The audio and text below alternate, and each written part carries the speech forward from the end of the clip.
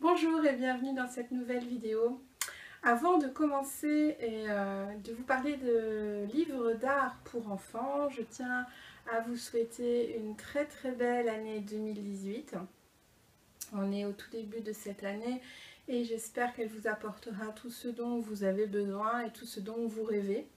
Je sais que 2017 a été pour certains d'entre nous une année un peu chaotique, une année de clôture, une année de nouveaux commencements aussi, donc qui a chamboulé certains d'entre nous. Donc j'espère que 2018 viendra apaiser tout ça et vous apporter ce dont vous avez besoin. Je vous parle aujourd'hui d'art, de créativité et de livres.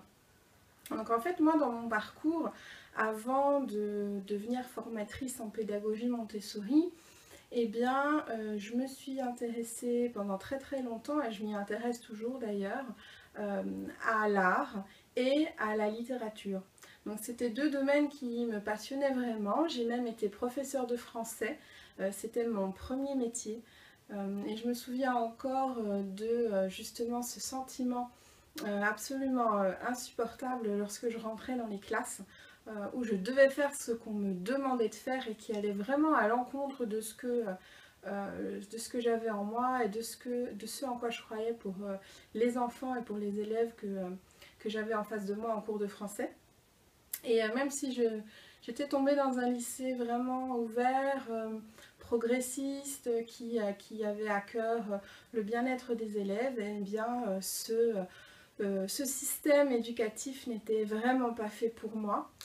Et donc après un master en littérature, eh bien, j'ai fait une reconversion professionnelle qui, à vrai dire, avait déjà commencé puisque je m'étais formée bien avant déjà en pédagogie Montessori. Tout ça pour dire que la littérature et la littérature de jeunesse principalement, c'était quelque chose qui me passionnait. J'avais pris vraiment ce sujet-là à cœur et j'aimais beaucoup créer des projets avec mes élèves autour de ça. Et par la suite également, avec les enfants que j'avais dans les ambiances Montessori, eh bien, la littérature a toujours eu une grande place pour moi. D'ailleurs, dans le projet d'école qu'on est en train de construire avec Christophe là, pour l'année prochaine, pour la rentrée prochaine, eh bien, il y aura carrément une grande bibliothèque pour tous les âges de l'école parce que je crois profondément que la passion de la lecture, que l'amour du livre, de l'objet livre, c'est quelque chose qui se transmet depuis le plus jeune âge. Et donc pour moi, la littérature de jeunesse et le livre en général tient une très grande place dans l'éducation. Et d'ailleurs, je vais inaugurer une nouvelle rubrique dans le blog avec justement mes sélections de livres préférés. Donc si vous avez envie d'y jeter un coup d'œil, eh bien c'est avec plaisir. D'ailleurs, les livres dont je vais vous parler dans cette vidéo vont s'y retrouver également. Comme ça, si vous avez envie de retrouver les livres dont je vais parler dans la vidéo, eh bien vous retrouverez sous la vidéo directement un lien vers l'article avec tous les liens des livres dont je vais parler aujourd'hui. Et donc voilà pourquoi les livres et pourquoi je commence cette série de vidéos et d'articles autour de sélection de livres, parce que c'est quelque chose qui me tient vraiment à cœur et je pense qu'il n'est jamais trop tôt pour commencer. Et pourquoi l'art et la créativité, c'était mon deuxième et c'est toujours une grande passion pour moi. Je vous ai dit dans le début de la vidéo que j'avais fait des études en littérature et j'ai fait des études en littérature comparée. Donc l'art et la littérature ont toujours été des choses qui m'intéressaient. J'ai moi-même beaucoup peint, beaucoup modelé, je me suis beaucoup intéressée à l'histoire de l'art, j'ai visité des tonnes et des tonnes d'expos et donc effectivement c'est quelque chose qui me tient à cœur. Donc mêler la littérature et l'art, ben, c'est quelque chose d'évident pour moi et surtout qu'il existe de magnifiques ouvrages sur l'art pour les enfants. Donc c'est en mêlant mes deux passions aujourd'hui que je vais vous présenter cette collection. D'autant qu'en plus là je suis déjà dans les préparatifs de la formation Art et Montessori qui aura lieu fin février, début mars au Luxembourg. Et donc effectivement, je suis déjà là-dedans. Je pense même déjà à vous transmettre les clés théoriques de cette formation-là sur la plateforme de formation en ligne qu'on inaugure là en début du mois. Donc effectivement, il n'y aura pas les manipulations pratiques, mais toutes les bases théoriques de cette transmission de la culture artistique dans une ambiance Montessori ou dans même une classe tout à fait traditionnelle ou à la maison, ça me semble quelque chose de très intéressant. Donc on va commencer. Je vais arrêter de parler de moi déjà. On va commencer avec les livres que j'ai sélectionnés pour vous. Il va y en avoir plein d'autres. D'ailleurs, il y aura dans l'article en dessous de la vidéo d'autres livres que je n'ai pas forcément sous la main pour vous présenter aujourd'hui dans la vidéo. Mais voilà, déjà, ça va vous donner une idée. Je photographierai aussi certains extraits et certaines pages des livres. Donc si vous ne voyez pas forcément tous les détails dans la vidéo, c'est pas grave. Vous pourrez aller jeter un coup d'œil dans l'article. Alors, le premier livre que je vais vous présenter, c'est celui-là, c'est Le Petit Musée. Alors, Le Petit Musée de l'École des loisirs, pour moi, c'est vraiment un livre de base que l'on peut proposer à des enfants à partir de 2 ans, on va dire, à partir du moment où ils ne vont plus être dans cette envie irrésistible de déchirer les pages. Donc après, ça dépendra de chaque enfant. Peut-être que le vôtre à 18 mois, c'est déjà acquis. Moi, ma fille a 15 mois, et c'est pas du tout acquis encore. Donc sinon, en 3-6, très clairement, c'est un des livres à avoir absolument dans son ambiance ou dans sa classe. Parce que c'est quelque chose qui va venir montrer des extraits d'œuvres d'art. Donc au passage, j'en ferai d'ailleurs une vidéo sur les activités artistiques qu'on peut proposer en lien avec la pédagogie Montessori. Donc j'ai créé tout un dossier sur les mises en paire artistiques. Donc j'en parlerai dans une autre vidéo. Mais donc ce qui est intéressant, c'est que vous voyez comme par exemple ici sur cette image, ça vient reprendre un extrait d'une œuvre d'art, un extrait choisi. Cela vient donc montrer plusieurs sources et plusieurs styles artistiques. Donc ça c'est très intéressant pour déjà ouvrir le regard et le point de vue de l'enfant sur les différents styles picturaux et les différents courants artistiques. Donc ça déjà c'est quelque chose de très intéressant. Donc vous voyez dans les images que je vous montre déjà la diversité des œuvres qui sont représentées dans ce livre, toujours sur la page de droite. Donc toujours sur la page de droite, hein, c'est ce que je vous montre pour le moment, vous allez avoir un extrait d'une œuvre d'art. Donc, qui sont effectivement très très intéressantes. Vous allez retrouver des natures mortes, des paysages, des animaux, des figures, etc. Donc ça c'est vraiment très intéressant. Et sur la page de gauche, on va s'intéresser maintenant à la page de gauche, vous allez vous retrouver en écriture script malheureusement, hein, pour celles et ceux qui sont dans la cursive comme moi, c'est en script, mais c'est quand même très intéressant. Donc avec la description, tout à l'heure je vous ai montré la fraise, avec la description écrite de ce qu'il y a représenté sur la page de droite.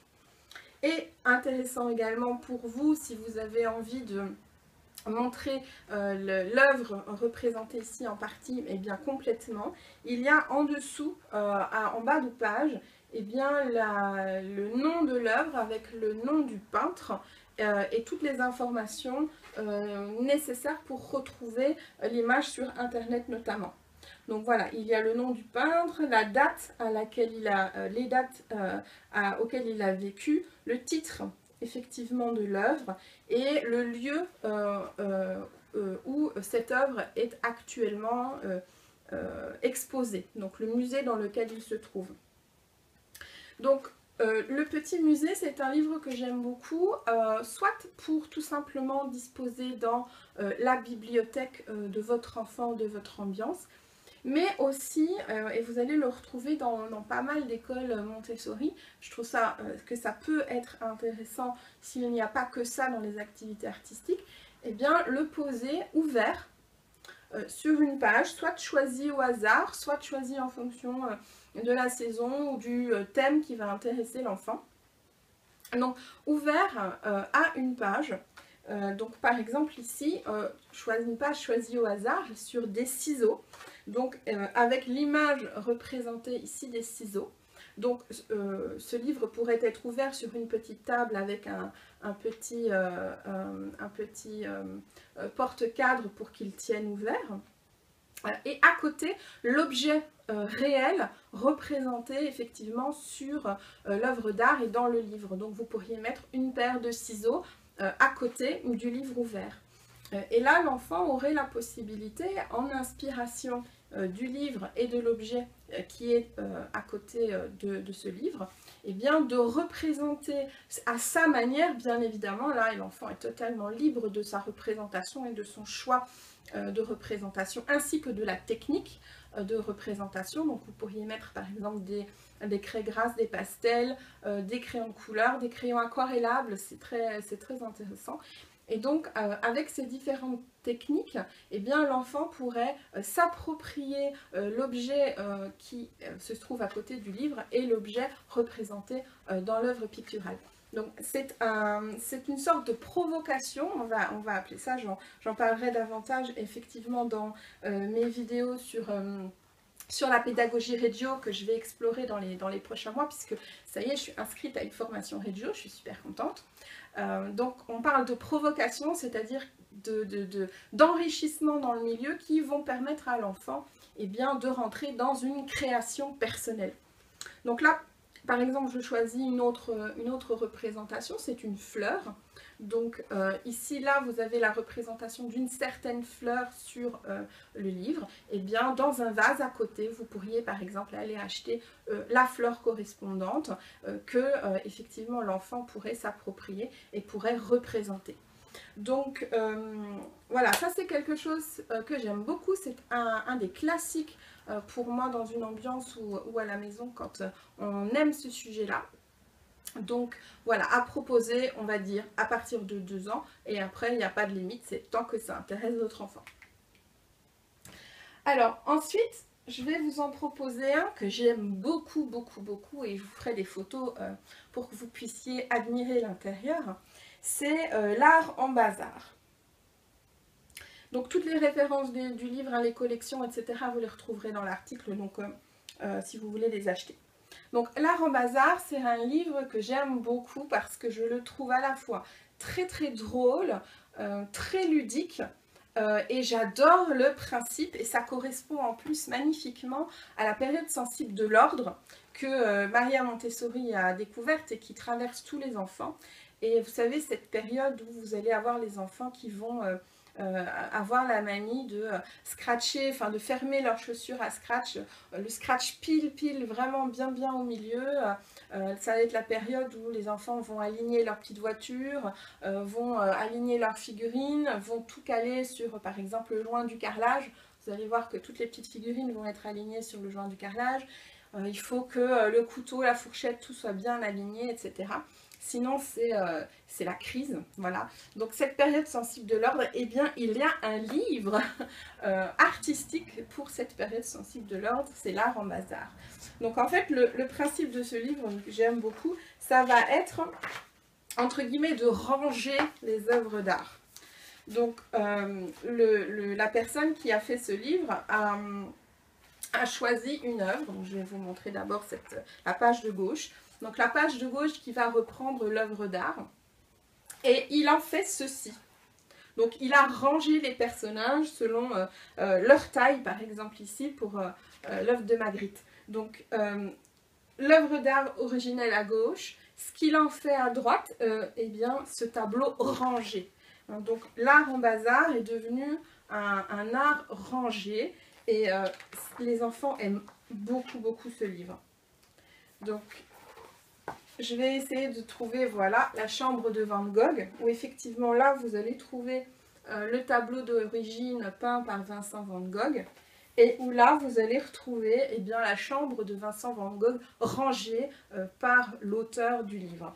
Donc c'est quelque chose de très très drôle que les enfants aiment beaucoup et que je vous conseille vraiment. Voilà. Alors ensuite, un troisième livre qui est là plus en lien avec l'histoire de l'art. Donc l'histoire de l'art, effectivement, qui est aussi un thème qui m'intéresse beaucoup, comme je vous l'ai dit en début de la vidéo. Et donc là, c'est vraiment un livre qui est à destination des enfants, qui va avoir pour but de transmettre l'histoire de l'art. C'est édité à la librairie des écoles. Et donc il est vraiment très très chouette. Il va reprendre par exemple, si on l'ouvre et qu'on le découvre un petit peu, tout au début du livre, donc la représentation de grands peintres et de grands artistes. Il n'y a pas que des peintres. Donc, on va reprendre des grands peintres. Et puis ensuite, dans le livre, voilà, hop, je vous montre. Le livre va reprendre effectivement les auteurs. Il va y avoir une petite histoire. Alors là, effectivement, on est sur des enfants un petit peu plus grands déjà. Je le conseille à partir de 6 ans, on va dire, que l'enfant sache lire ou pas, puisque après on peut lui raconter ce qui est écrit dans le livre.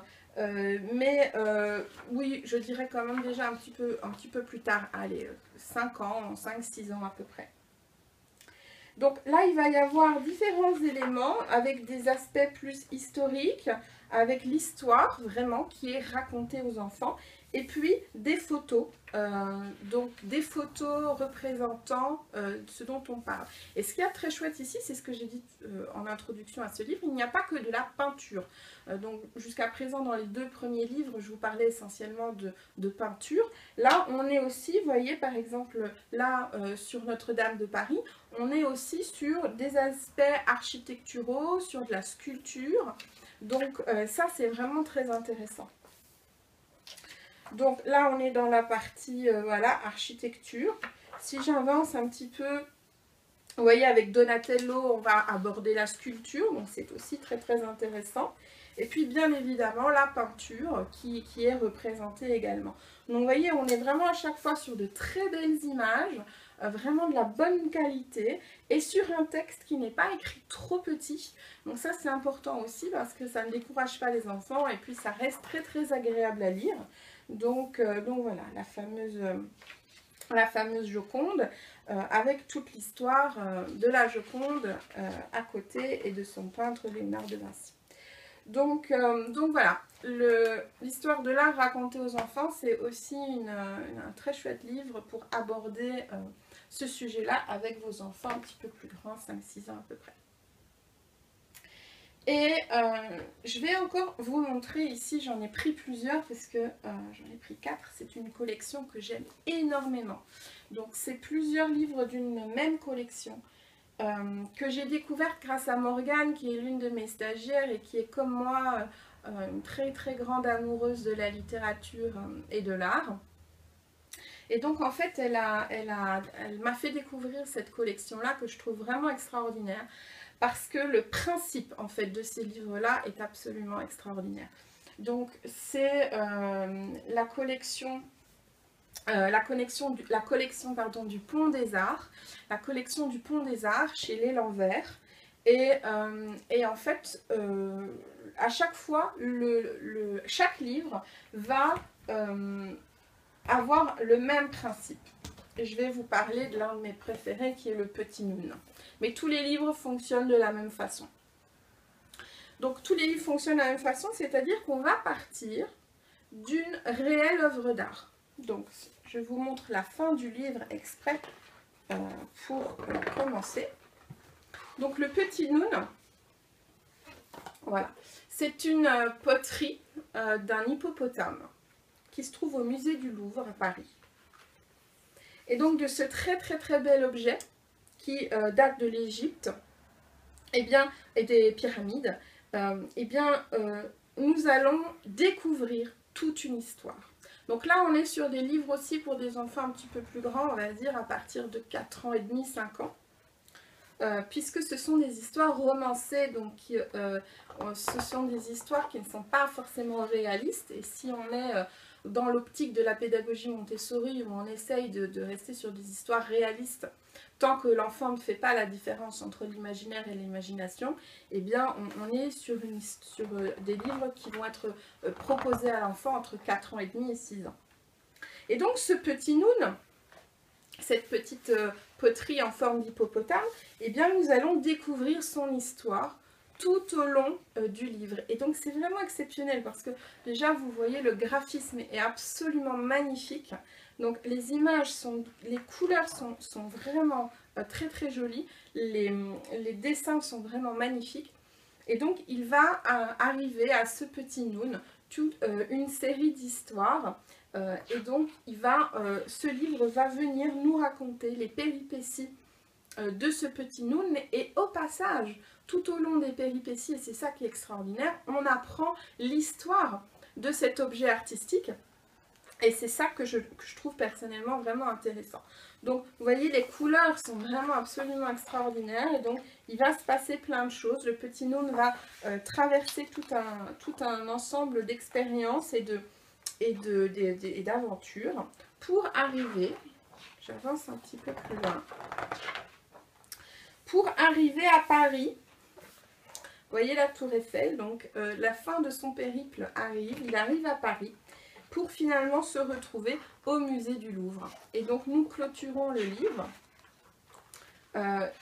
où le petit Noun se retrouve exposé au musée du Louvre. Et c'est là que nous allons retrouver l'image que je vous ai montrée en début de présentation de ce livre, où nous allons avoir une photo réelle du petit Noun. Et c'est très mignon parce que Morgane, qui m'a donc parlé de cette collection-là pour la première fois, m'a parlé du petit Noun, et donc c'est pour ça que je repartage à nouveau en vous parlant du petit Noun, parce que ce que j'ai trouvé très chouette, c'est que son fils, qui donc a écouté cette histoire et a lu par lui-même, parce qu'il est déjà en âge de lire, et bien qu'il a lu cette histoire du petit Noun plusieurs fois, au bout d'un temps, il est allé voir sa maman et lui a demandé d'aller voir le petit Noun en vrai. Et je trouve que c'est extraordinaire quand on en arrive au point où à un moment donné, l'enfant va vous demander d'aller voir le petit Noun en vrai, parce que du coup, ça a été l'occasion d'une visite familiale à Paris au musée du Louvre, qui justement a pu permettre à cet enfant-là de réaliser, de voir concrètement, de pouvoir, pas toucher parce qu'il n'a pas pu le toucher, mais en tout cas d'aller le voir en vrai, ce petit Noun qui est exposé à Paris. Et donc ça vient quelque part nourrir une relation à l'art, au beau, à l'esthétique, qui est très très importante pour les enfants. Donc vous allez avoir plein de livres du même principe. Donc ici c'est pareil, sauf que c'est avec Mona Lisa. Donc il va lui arriver plein de choses à cette Mona Lisa. Et donc c'est pareil, vous voyez, à chaque fois le graphisme est vraiment magnifique, l'histoire est extraordinaire, et c'est toujours le même principe. Donc moi j'en ai plusieurs. Donc j'ai le petit Noun que je viens de vous montrer, j'ai Mona Lisa également. Je vais avoir la grande vague d'Okuzai qui est très très chouette aussi, que j'aime beaucoup. Et j'en ai encore un, le chat et l'oiseau, qui est très très mignon. Et le dernier qui est un petit peu différent, qui est paru il n'y a pas longtemps, donc c'est un des derniers, c'est Mes tableaux à histoire. Et Mes tableaux à histoire, il est un petit peu différent des autres, celui-là. C'est que vous allez avoir plusieurs tableaux dans le livre. Et pour chaque tableau, il va y avoir une histoire. C'est toujours le même principe, on va dire, mais sauf que ici, on va avoir représenté plusieurs tableaux. Et dans le sommaire, vous voyez ici, on a tous les tableaux qui vont être explicités et racontés dans le livre. Donc si je prends par exemple,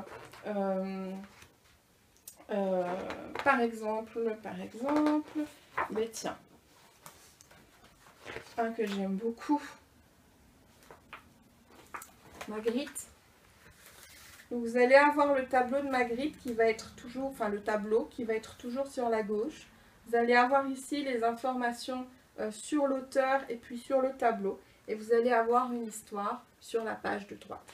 Donc je vais vous en montrer plusieurs pour vous montrer un petit peu l'intérieur du livre qui est vraiment magnifique. Tous les styles sont représentés et à la fin il va y avoir une biographie sur chaque artiste. Donc ça c'est très intéressant aussi si l'enfant a envie d'en savoir un petit peu plus. Eh bien, vous pouvez lire ensemble, ou il peut lire, des informations sur l'artiste qui a peint le tableau qu'il a tant aimé. Parce qu'en fait, tout l'intérêt, je trouve, et c'est ça la magie pour moi de ces tableaux à histoire à la collection du Pont des Arts, c'est qu'en racontant une histoire, on va créer un lien avec le tableau. Donc, ce ne sera pas juste une image qui sera peut-être vide de sens ou sans grand intérêt pour lui. Cette image, cette œuvre d'art est rattachée à une histoire. Et cette histoire va faire du lien, justement. Et c'est grâce à cette histoire qui fait du lien que l'enfant va pouvoir s'approprier l'œuvre d'art, qu'il va pouvoir s'approprier quelque part le goût de l'esthétique et du beau. Et c'est grâce à cette histoire que le petit garçon de Morgane a eu envie d'aller au musée. C'est pas simplement parce qu'elle lui a montré une jolie photo d'une jolie poterie que le petit garçon tout d'un coup a demandé à sa maman amène-moi au Louvre. Ce qui a donné envie à ce petit garçon d'aller au Louvre, c'est l'histoire qui a été racontée avec sa maman et ce livre qui finalement a fait lien entre ce petit garçon et l'œuvre d'art. Donc c'est pour ça que je trouve que ces livres sont tellement magnifiques et puissants et que je voulais vous en montrer plusieurs pour voir vraiment la richesse de cette édition et de cette collection-là. C'est parce que ça va amener du lien et que ça va vraiment passionner les enfants. Voilà les livres que j'avais envie de vous montrer sur le sujet. Comme je vous ai dit en début de vidéo, il y en a d'autres qui sont très sympas aussi et que je remettrai et que je représenterai dans l'article sous la vidéo. Et donc j'espère que cette sélection vous aura plu. N'hésitez pas à me proposer vos propres références sous la vidéo ou dans l'article si vous avez des chouettes idées, je les rajouterai avec grand plaisir pour le bonheur des enfants. Et je vous dis à bientôt pour d'autres vidéos sur le sujet de l'art et de la créativité. Alors je vous souhaite un très bon début d'année et je vous dis à bientôt.